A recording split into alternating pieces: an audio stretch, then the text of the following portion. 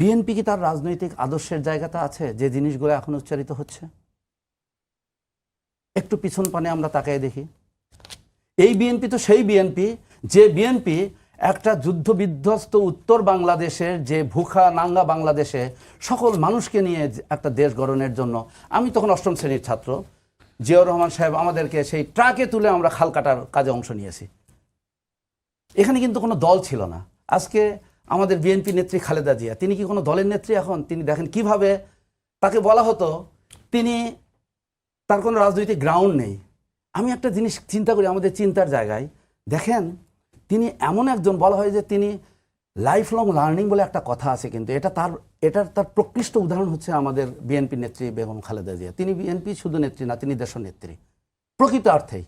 Life long learning, একটা রাজনৈতিক দল তাকে কটাক্ষ করা হতো তিনি মেট্রিক পাস কি পাস না, কিন্তু কেউ জানে না তিনি রাষ্ট্রপতির স্ত্রী হিসাবে তিনি যখন বিএনপির নেতৃত্ব দেন তার আগেই তিনি কিন্তু প্রায় 100 রাষ্ট্রে তিনি ভ্রমণ করেছেন। তিনি রাষ্ট্রনেতাদেরকে দেখেছেন, তাদের চরিত্র দেখেছেন, এবং তারপর তিনি যখন দায়িত্বটা পেলেন তখন তার চরিত্রটা আর একটা রাষ্ট্রনায়কের চরিত্র ধারণ করলেন। আমি মনে করি বিএনপির একটু পিছন ফিরে তাকানো দরকার।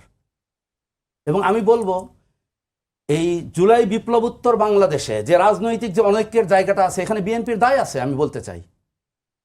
এবং এটা ইতিহাসের একটা ঘটনা, সেটা হচ্ছে যে বঙ্গভবনে যে কিন্তু বিএনপি আগে থেকে বলছিল তারা নির্বাচিত হলে সকলকে মিলে একটা রাষ্ট্র গঠন করবে, তাহলে সকলকে মিলে কেন এটা হলো না?